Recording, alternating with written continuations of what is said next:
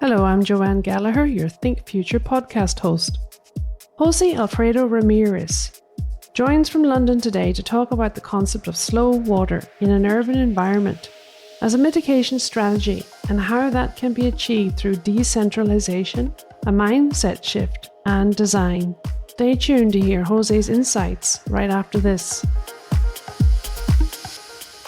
This podcast is brought to you by Arcons, a global leader pioneering solutions and services to the AEC and manufacturing industries who support digital transformation for the built environment and smart manufacturing. Visit arcons.net to learn more about how Arcons are helping organizations design, build, and solve through digitalization. From Arcons to you, welcome to our Think Future podcast series. Each week we'll share conversations with industry leaders from around the world to find out how they're thinking future. Subscribe to Arcons Think Future for access to more episodes, interviews, and profiles. Jose Alfredo Ramirez is the co-director of Architectural Association's Ground Lab. He is also the program head of the Landscape Urbanism's March Master of Science program and director of the Mexico Visiting School at the AA. Jose has led projects at the junction of architecture, landscape and urbanism in several countries in South America and the UK. He joins us to introduce the Socio Hydrological Index for Mexico City and Oaxaca as the decision-making tool for managing water in localized contexts. Hello, welcome to the program, Jose. Hello, Joanne. Thank you very much for the invitation. It's so wonderful to have you. So let's talk about your background in water management, your academic qualifications and so on, so we can let the audience know about your expertise. Yes, so I'm an architect. I study in Mexico City. And when I graduated, I decided to do a specialization, a master program. And I decided to go to London to the Architectural Association, where I did a master program called Landscape Urbanism. This basically is a program that deals with how models, methods, and ideas from landscape disciplines can help provide ideas, solutions, perhaps mitigations for processes of urbanizations and some of the problems that it causes.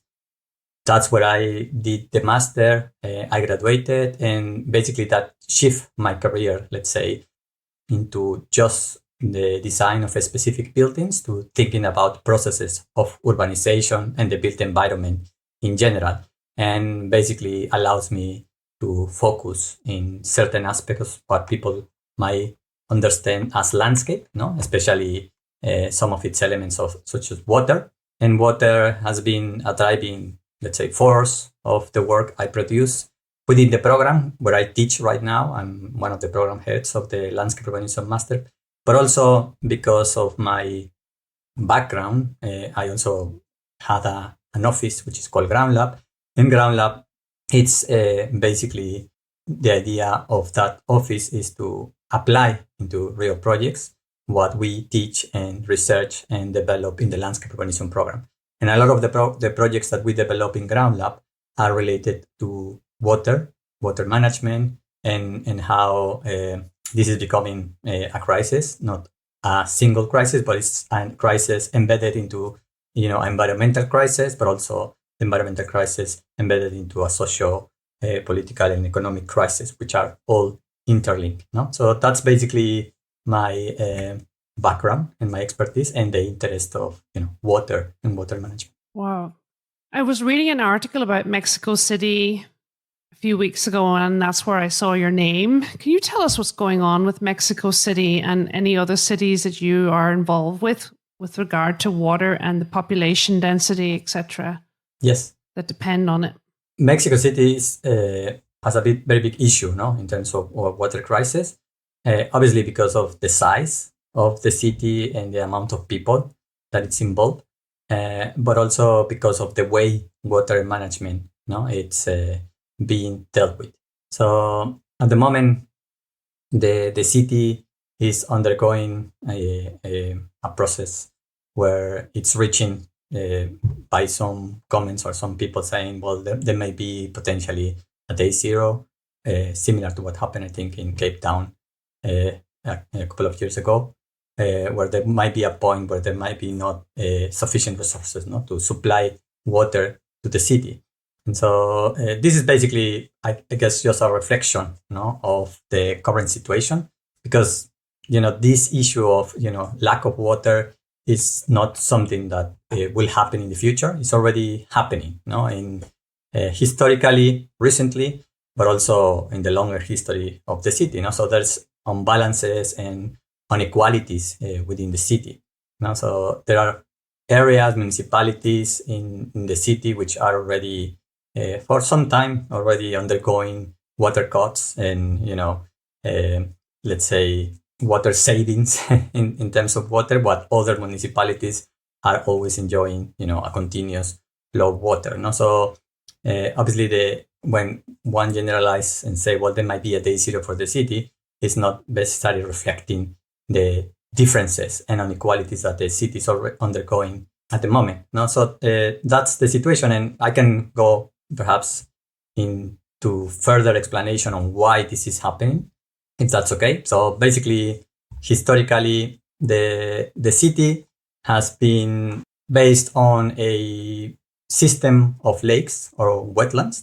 So this is a valley, is what it's called an endorrheic valley, which basically means that water comes into the valley and it has no exit. And so historically, before the Spanish came to establish or conquest this region, they encountered a system of wetlands, and there was already a system of cities, one can say, in the area. And when they arrived, they basically transformed the relationship between peoples and water. And this is a crucial moment, I think, to explain the whole history, because it changed the mentality to relate with water.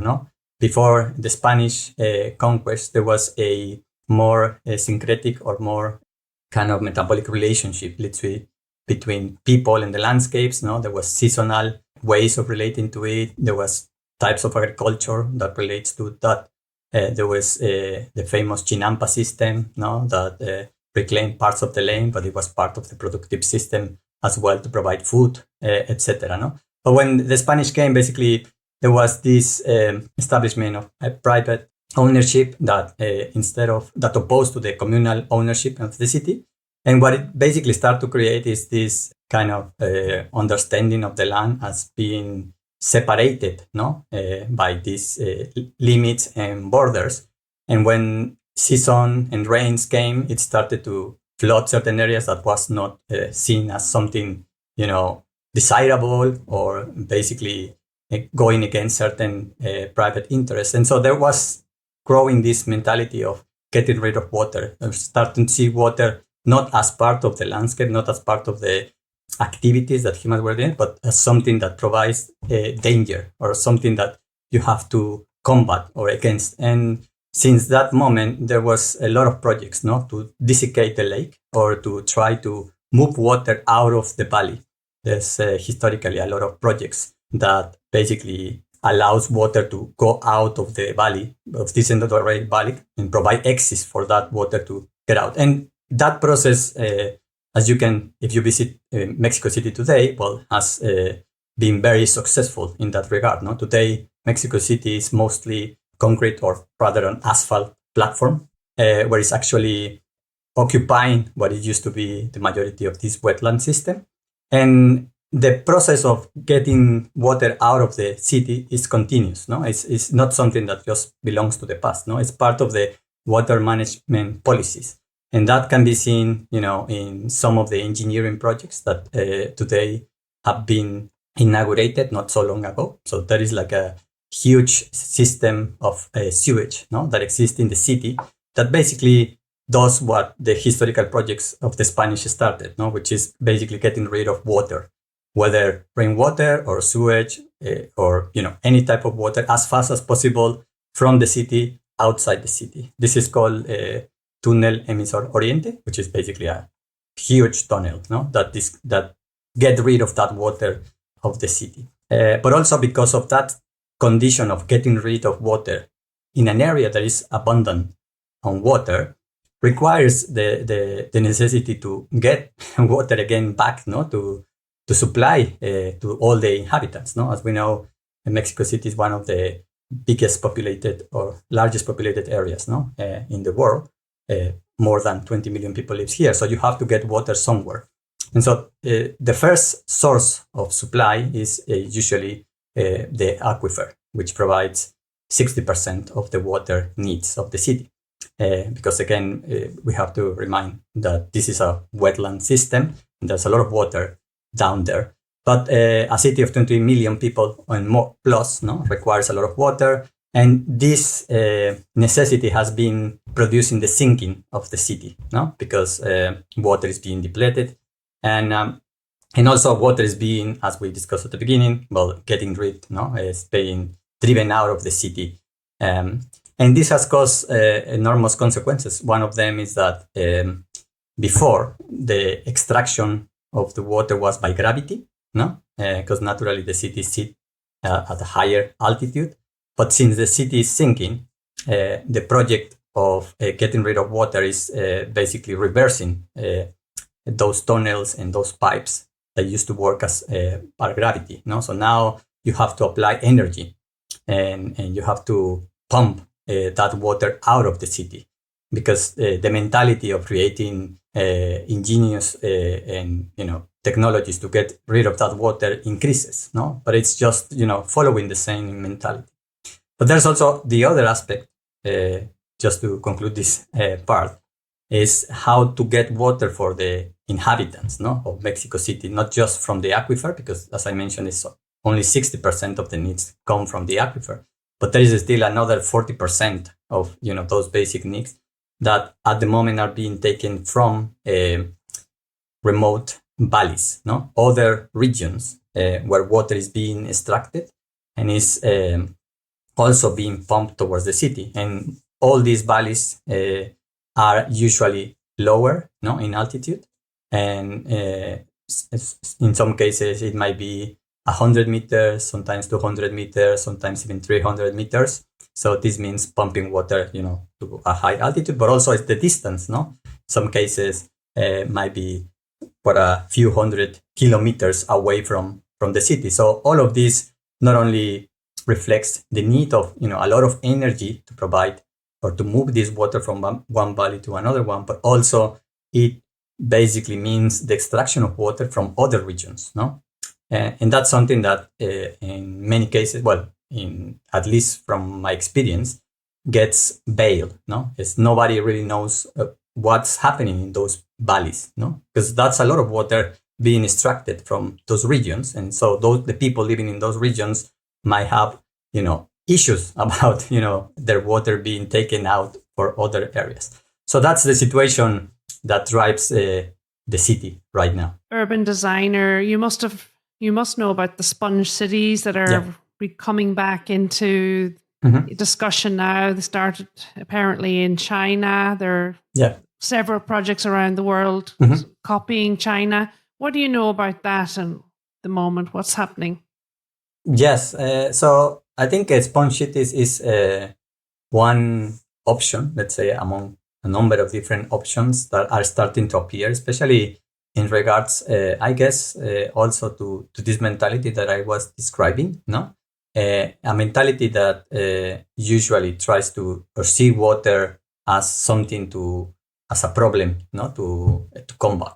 Sponge city is one option, I think, where water is seen, as vital aspect of not only of the built environments, but also on the way in which we can live, in these regions. And I think from that perspective, it might be a way to shift this way of thinking, understand how water not only, let's say, seen as a danger, but also provides, not only basic needs, but also provides a lot of benefits, for the city, for the people, for the environment in which we live. And I think that's a good way forward to alleviate some of the issues. One thing that I can add on this is the idea of slow water, which I think might be embedded within this issue of sponge city, and it also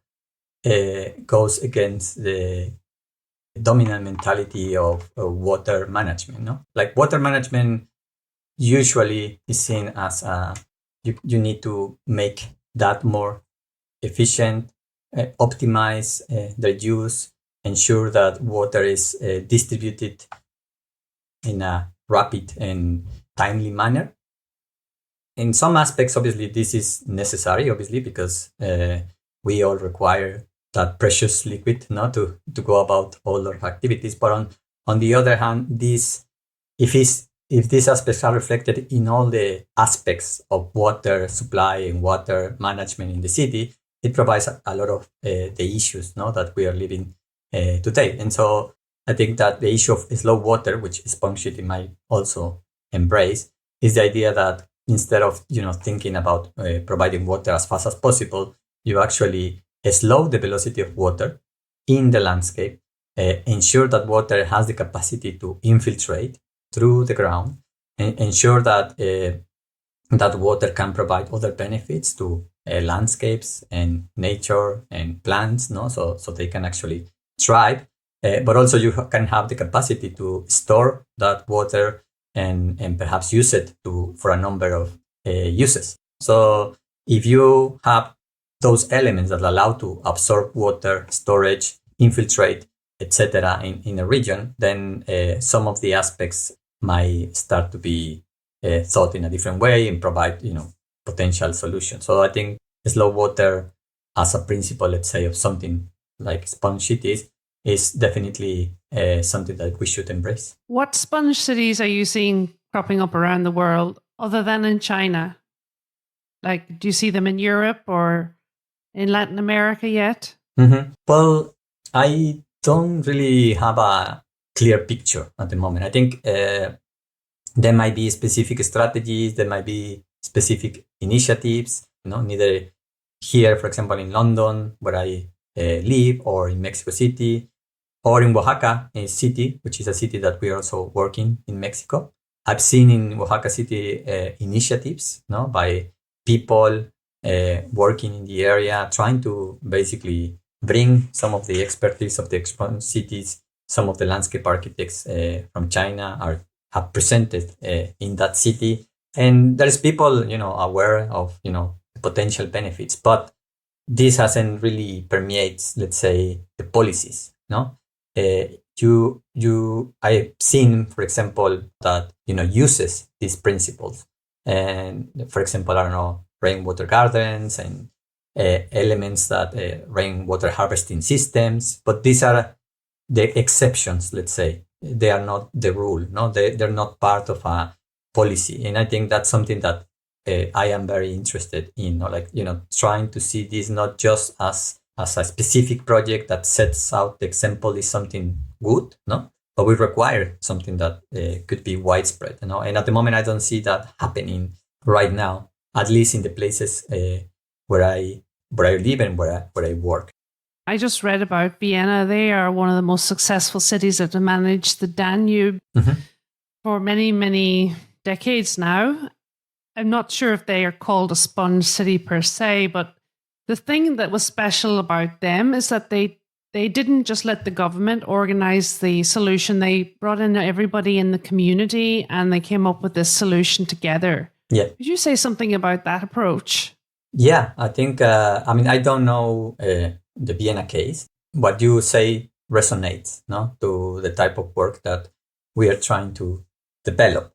So I think it's really crucial to develop projects that are both from the bottom up to the top down. So I'm not a person that would say, we need to have this approach, that privileges only governmental and policies to be widespread, which I think are necessary and crucial to be successful. But also I think it's important to basically develop mechanisms and ways in which people can be part of some of the solution and provide aspects or comments on that. But not only that, it's also, the thing is that a lot of the communities, at least in the places where we work, they already have some proposals, they already have some solutions, they already have some projects that are in place, but usually they are not visible. Usually they have the least resources. Usually they are always against, all the odds, no?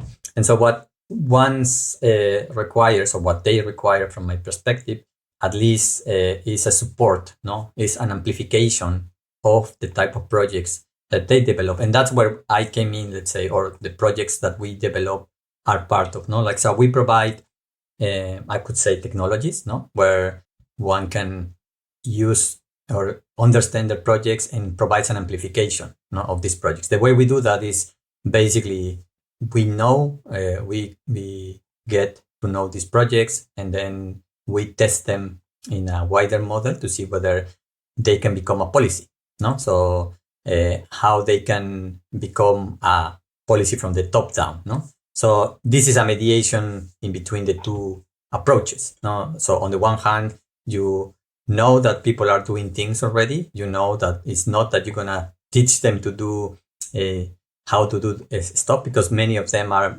has long traditions, long knowledges, depending on the regions, on how to deal with some of the issues that we are already facing as problem. But they require that amplification, so that we produce a number of tools, especially in the case of Mexico City and in the case of Oaxaca, interactive tools that allows them to be test as models, where they can see whether, how, if they become a policy, how can they reduce or mitigate some of the issues in terms of water management. So I think that's an important approach, no? Like, voicing the necessities of the people, but also amplifying what they're doing at the moment. And that's something that I think is really crucial. Stay tuned. We'll be right back after a short break. Here's a little bit more about Arcons. Arcons has a mission to advance the efficiency, quality and profitability of project outcomes for its customers by providing best-in-class technology and services. If you're looking for a digitalization and sustainability-focused partner to help you achieve your goals, join the thousands of AEC and manufacturing customers globally who have turned to Arcons to start their journey toward a better built environment and smarter manufacturing. With more than 50 locations around the world, Arcons can connect you to the right technologies and expertise so you can improve your competitive position and increase profitability. Arcons has an industry expert to help you navigate the best pathway forward wherever you are on your digitalization and sustainability journey. Visit arcons.net to find out more. And now back to our conversation.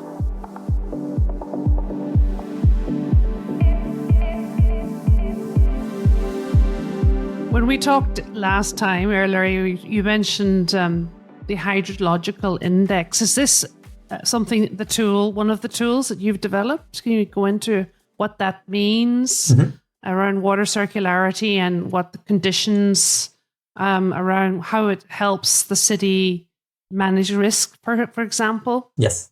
Yeah, so definitely this is the tool I was mentioning, no? These interactive tools.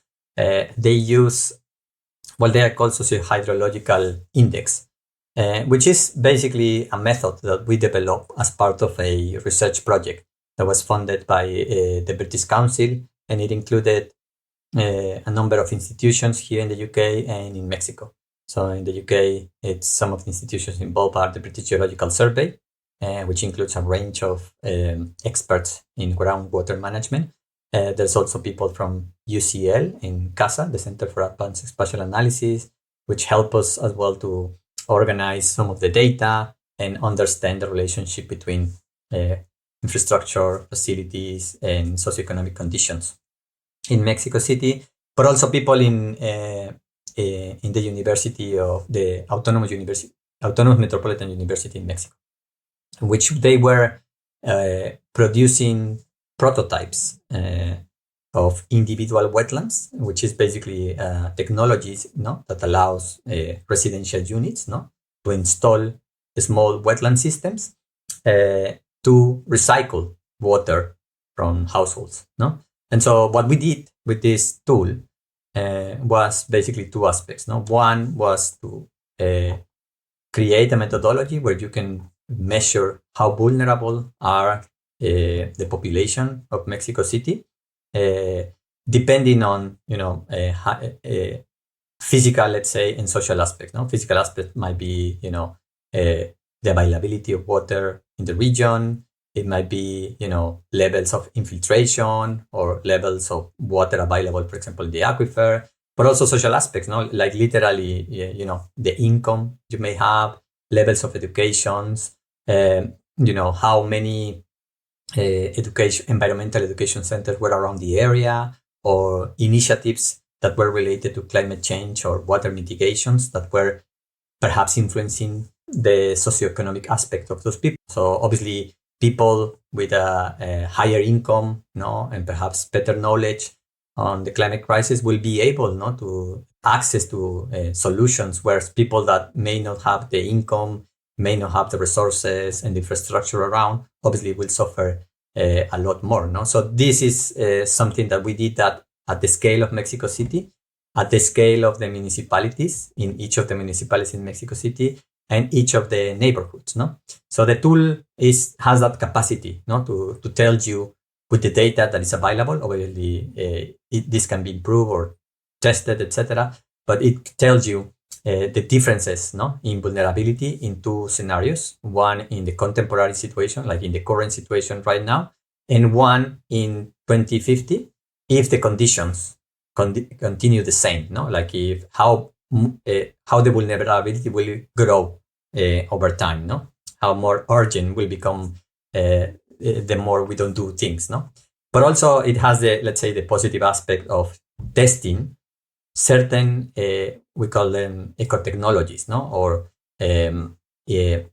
projects, that could actually help or could help to remediate or to reduce or mitigate that vulnerability.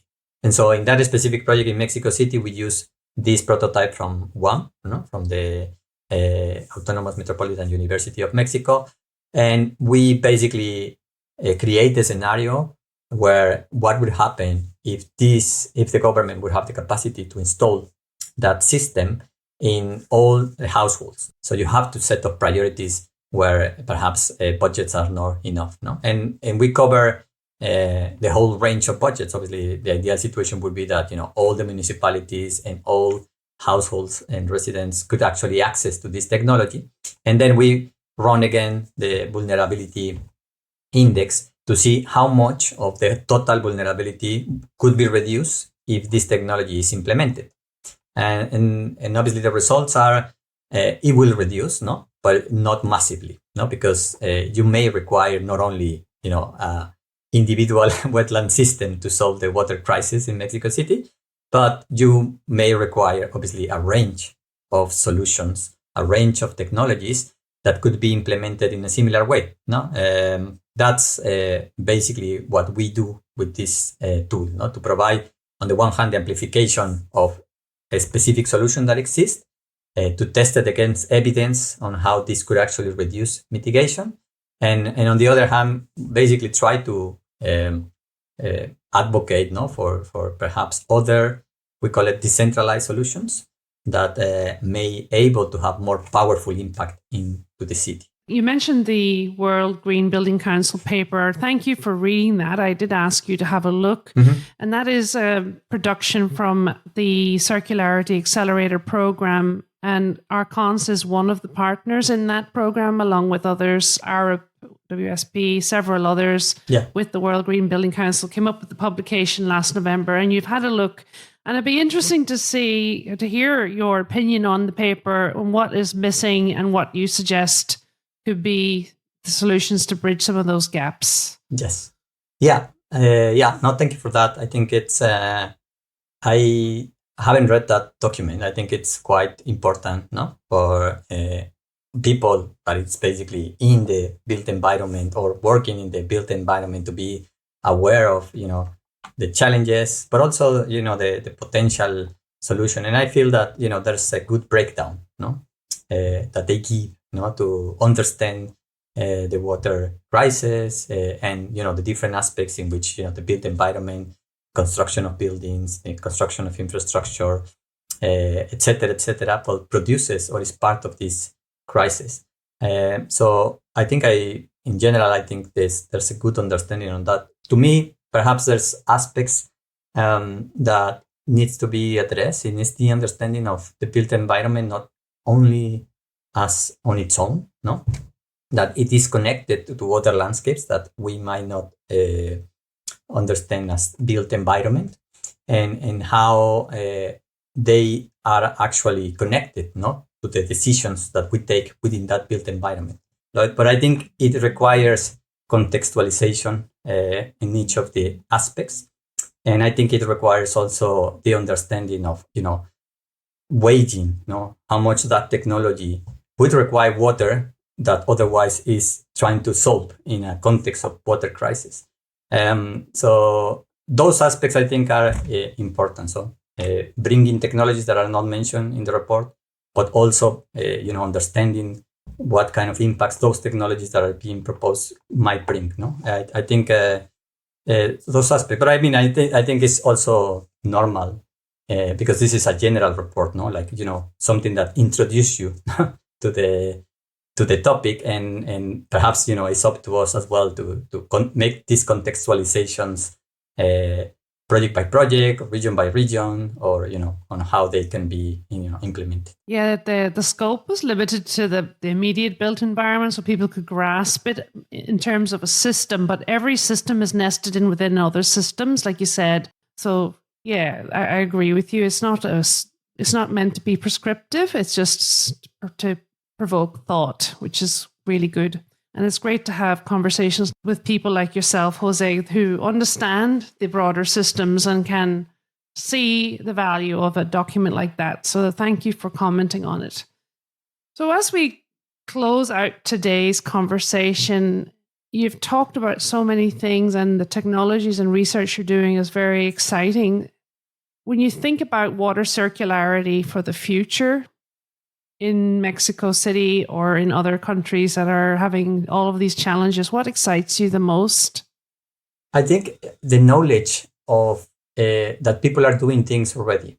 To me, is the discovery of how many projects exist out there, no, and that requires some form of coordination, but also some form of almost publicity. What is specifically very exciting to me is how on the ground, there's a range of, groups, people, communities that are proposing solutions. And also, I would be very excited, let's say, to learn more about them and see how, the connection of this. Like, to me, in an ideal situation would be like, I can use, what this harvesting system over here could actually be connected to rainwater gardens, parts of the Sponge City projects, but also how agroecology could actually be reconnected back to cities, and how they can actually, produce mutual benefits. No, so these projects that exist there needs to be connected. No, so the boundaries between the built environment and what is not the built environment could be blurred. No, and could actually open the gates to a lot of benefits that at the moment I think are being constrained because of those separations. That's what I think it's more exciting to me, and I think it's what we are trying to direct our research towards. Okay, that's very interesting. So are you saying that policy needs to change then? Yes, I think definitely policies need to change. No, and policies at the beginning of the podcast I mentioned are driven by certain types of mentalities. No, so it would change our mentality in say of the relationship between nature as water being an issue, and we change that as a relationship that we mutually can benefit. That's how policies could actually change. No, and I think definitely policies requires to be changed, but we also need to change the mentalities and on that relationship. That those policy changes could be easily changed or substituted by new ones. No, and so that's what I will advocate. For example, the issue of decentralized solutions. No, which is basically this idea of learning from a number of community projects. No, and how the coordination of them could actually be or provide an alternative to the centralized system of water management that exists today, for example, in Mexico City or in Oaxaca City or in many places. No, so that's an aspect of policy that needs to be adjusted. And well, there will be other aspects of policy that needs to be adjusted, but that's basically one of the aspects that definitely needs a change. But there's a dual change, no? Mentality, how we relate with nature, that has to do with the system that we live in today, and how that could actually provide policies that could help us to transition to a different system of relationship with nature, and obviously water management and the way we make use or not of that aspect. Oh, thank you, Jose, for making it so clear. I'm so glad I saw the article and found you, and we're having this conversation now and sharing it with our audience across the world. So thank you very much. This podcast was brought to you by Arcons. Arcons is leading the digital transformation of the AEC and manufacturing industries by providing best-in-class technology solutions from world-leading partners and their own in-house development software from the Arcons B-Smart portfolio for building, infrastructure and manufacturing. Arcons is a company that cares about creating and building a better world. Together, we are working with industry and environmental experts, providing forums and platforms through our Arcons Think community to create conversations that matter to our future generations. We invite you to join in the conversation and participate in our Think community.